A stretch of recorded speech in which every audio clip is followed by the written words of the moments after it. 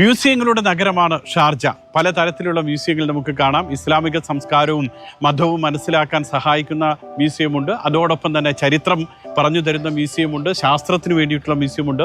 ഈ കാണുന്നത് Sharjah maritime മ്യൂസിയമാണ്. നമുക്ക് ഇവിടെ വന്നു കഴിഞ്ഞാൽ മുത്തും പവിഴവും വാരി മത്സ്യബന്ധനം നടത്തി വ്യാപാരം നടത്തി എങ്ങനെയാണ് അറബ് സംസ്കാരം ഗൾഫ് മേഖലയിൽ വളർന്നത് എന്ന് മനസ്സിലാക്കാൻ ഷാർജ മാരിടൈം മ്യൂസിയം സഹായിക്കും. രാവിലെ മുതൽ പ്രവേശനം അനുവദിക്കും. കാണാൻ കാഴ്ച.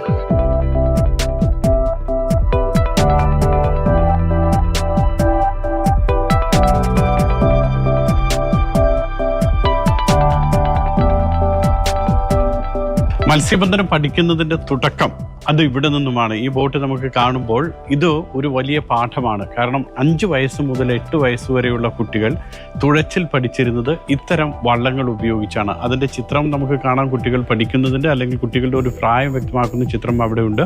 അതോടൊപ്പം തന്നെ ഈ ബോട്ടിൻ്റെ ഒരു വലിപ്പം ഇവിടെ കൃത്യമായി എഴുതി വെച്ചിട്ടുണ്ട്. ഏതാണ്ട് ഒരു 20 മുതൽ 25 അടി വരെ നീളമായിരിക്കും ഇത്തരം ബോട്ടുകൾക്ക് ഉണ്ടാകുക. കുട്ടികൾക്ക് ഒരു 5 മുതൽ 8 വയസ്സ് വരെയുള്ള പ്രായമുള്ള കുട്ടികൾ പഠിക്കുന്നത് ഇത്തരം ബോട്ടുകളിലൂടെയാണ്.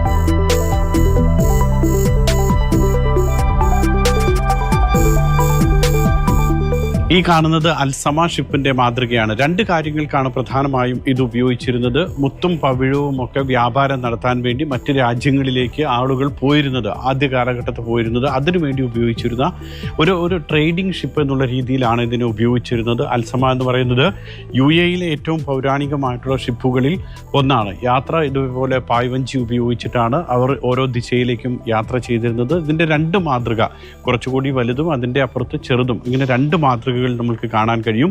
UAE എങ്ങനെയാണ് വളർന്നത്, UAE നാവികർ എങ്ങനെയാണ് യാത്ര ചെയ്തിരുന്നത്, എങ്ങനെയാണ് മറ്റു രാജ്യങ്ങളുമായി വ്യാപാരം നടത്തിയിരുന്നത് എന്നൊക്കെ മനസ്സിലാക്കാൻ സഹായിക്കുന്നതാണ് ഇത്തരം കാഴ്ചകൾ.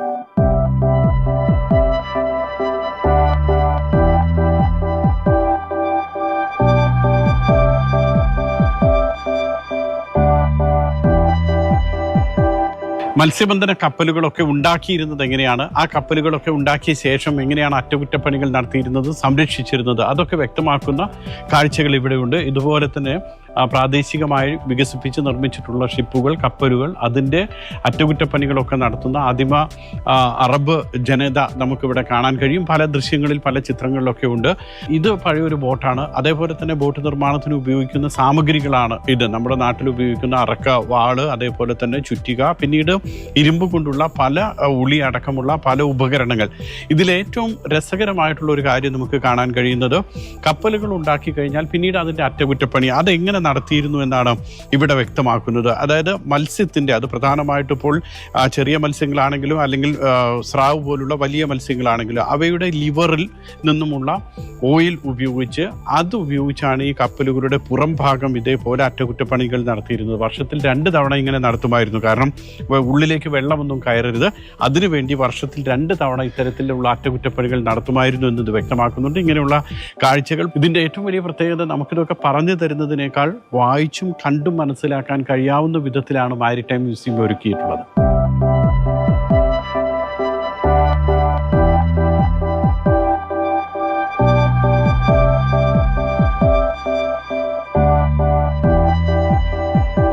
മത്സ്യബന്ധനത്തിന് ആദ്യ കാലഘട്ടത്തും ഇപ്പോഴും ഉപയോഗിക്കുന്ന ഒരു ഉപകരണം, നമ്മുടെ നാട്ടിൽ നമ്മൾ മത്സ്യബന്ധനത്തിന് ഉപയോഗിക്കുന്ന കൂടുണ്ട്, ഈർക്കിൾ ഉപയോഗിച്ചോ അല്ലെങ്കിൽ മുള ഉപയോഗിച്ചിട്ടൊക്കെ ഉണ്ടാക്കുന്നത് പോലെ. ചെറിയ മീനുകളെ പിടിക്കില്ല, കാരണം മീൻ കുഞ്ഞുങ്ങളെ നമുക്ക് പ്രിസർവ് ചെയ്യണം എന്നുള്ളത് കൊണ്ട് മീൻ കുഞ്ഞുങ്ങളെ പിടിക്കില്ല, വലിയ മീനുകളെ പിടിക്കുന്ന വിധത്തിലാണ് ഇത് ഉണ്ടാക്കിയിട്ടുള്ളത്. ഇത് പനയോലകൾ, ഈന്തപ്പനയുടെ ഓലകളിൽ നിന്ന് ആണ് ഇത് ഉണ്ടാക്കുന്നത്. അതോടൊപ്പം തന്നെ ഇത് ഇപ്പോൾ ഉള്ള കാലഘട്ടത്തിൽ ഈന്തപ്പനയിൽ നിന്ന് ഉണ്ടാക്കുന്നത് അത്ര എളുപ്പമല്ലാത്തത് കൊണ്ട് ഇരുമ്പ് കൊണ്ട് ഉണ്ടാക്കുന്ന കൂടുകളുമുണ്ട്. ഏതായാലും ആ കാലഘട്ടത്തിൽ പോലും ആളുകൾ എങ്ങനെയാണ് ഈ മത്സ്യബന്ധനം നടത്തിയിരുന്നത്, ഉപജീവനം നടത്തിയിരുന്നത് എന്ന് നമ്മൾക്ക് പറഞ്ഞു തരുന്നതാണ് ഇത്തരം കാഴ്ചകൾ.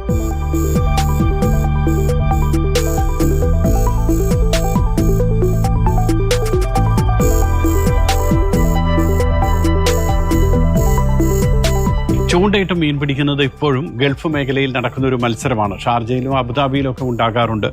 ആദ്യ കാലഘട്ടത്തിൽ മത്സ്യബന്ധനത്തിന് ഉപയോഗിച്ചിരുന്ന രീതി ഇപ്പോഴും അത് ഉപയോഗിക്കുന്നുണ്ട്. ഏതാണ്ട് 5000 വർഷങ്ങൾക്ക് മുൻപ് പോലും ഈ തീരത്ത് ഇത്തരത്തിൽ ചൂണ്ടയിട്ട് മീൻ പിടിച്ചിരുന്നു എന്ന് വ്യക്തമാക്കുന്നതാണ് ഈ കാഴ്ചകൾ. ഇരുമ്പ് കൊണ്ടുള്ള വലിയ ചങ്ങലയും വലിയ ചൂണ്ടയും ഉണ്ട്.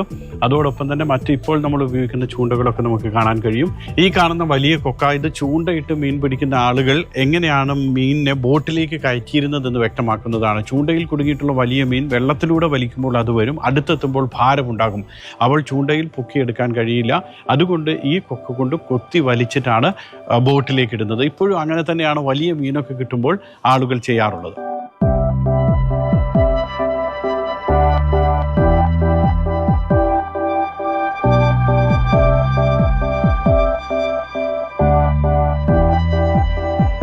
എണ്ണയും മത്സ്യബന്ധനവും മാത്രമായിരുന്നില്ല അറബ് ലോകത്തിന്റെ ജീവിതമാർഗം.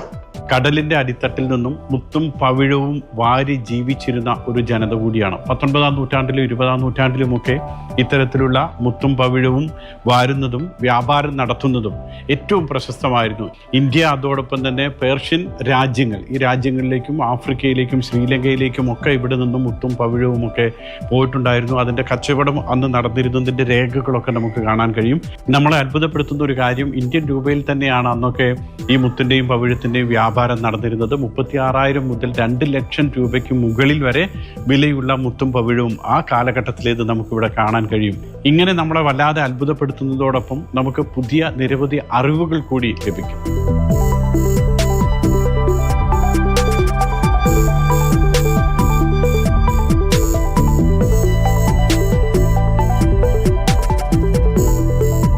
ഷാർജയിലെ ഏറ്റവും വലിയ ഫിഷ് മാർക്കറ്റാണ് സൂഖ് അൽ ജുബൈൽ ഇന്ന് നമുക്കിപ്പോൾ കാണാൻ കഴിയുന്നത്.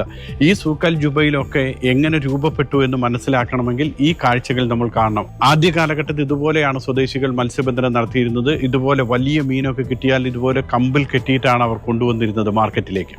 അറബ് മേഖലയിൽ നിന്നുമുള്ള വ്യാപാരം 2 ഘട്ടങ്ങളിലായി, ഒരു വർഷം 2 കാലഘട്ടങ്ങളിലായിട്ടാണ് നടന്നിരുന്നത്. അത് വ്യക്തമാക്കുന്നതാണ് ഈ കാഴ്ച. ഇതിപ്പോൾ നമ്മൾ നിൽക്കുന്നത് ഷാർജയിൽ നിന്നുമാണ്. ഷാർജയിൽ നിന്നുമുള്ള ഒരു യാത്ര ശ്രീലങ്ക വരെ നീണ്ടു നിൽക്കും. ഈ ഒരു സമയം എന്ന് പറയുന്നത് മെയ് മുതൽ സെപ്റ്റംബർ വരെയുള്ള കാലഘട്ടത്തിലാണ്. അതായത് തെക്ക് പടിഞ്ഞാറൻ കാറ്റ് ശക്തമാകുന്ന സമയത്ത് ഷാർജയിൽ നിന്നും ആരംഭിച്ച് ഷാർജ ഇവിടെ കറാച്ചിയിലെത്തുന്നു. കറാച്ചിയിൽ നിന്നും മുംബൈ, മുംബൈയിൽ നിന്നും മംഗലാപുരത്തെത്തും, കൊച്ചിയിലെത്തും, കൊളംബോ വരെ നീണ്ടു നിൽക്കുന്നതാണ് ആ കാലഘട്ടത്തിലെ വ്യാപാരം. മറ്റൊരു കാലഘട്ടം എന്ന് പറയുന്നത് മാർച്ച് മുതൽ ഒക്ടോബർ വരെയുള്ള സമയമാണ്. ആ സമയത്ത് ഇങ്ങോട്ട് ഈ ഭാഗത്തേക്കായിരിക്കും കാറ്റ് കൂടുതലായിട്ടുണ്ടാകുക. അതായത് വടക്ക് ഭാഗത്തേക്കും അതോടൊപ്പം തന്നെ ഈ ഭാഗത്തേക്കായിരിക്കും. ആ സമയത്ത് വ്യാപാരം നടക്കുന്നത് കൂടുതലും ഒമാനിൽ മസ്കറ്റിലെത്തും. അതേപോലെ തന്നെ ജിബൂട്ടിയിൽ, സൗത്ത് ആഫ്രിക്കൻ ഭാഗത്തേക്ക് വരികയാണ്. ജിബൂട്ടിയിലെത്തും, മൊഗാദിഷുവിലെത്തും.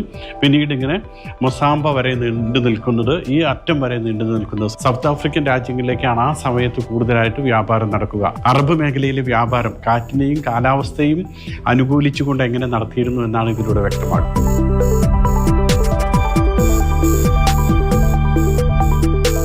നമ്മുടെ യാത്ര ഇവിടെയാണ് എത്തി നിൽക്കുക. നൂറ്റാണ്ടുകൾക്ക് മുൻപ് തുടങ്ങി പല തീരങ്ങളിലൂടെ സഞ്ചരിച്ച് പല കാലഘട്ടങ്ങളിലൂടെ യാത്ര ചെയ്ത് ഷാർജ എത്തി നിൽക്കുന്ന കാഴ്ചയാണ് ഇത്. ഷാർജയുടെ ആധുനിക തുറമുഖത്തിൽ എത്തി നിൽക്കുമ്പോൾ നമ്മുടെ മാരിടൈം മ്യൂസിയത്തിലൂടെയുള്ള പ്രയാണം പൂർത്തിയാകും.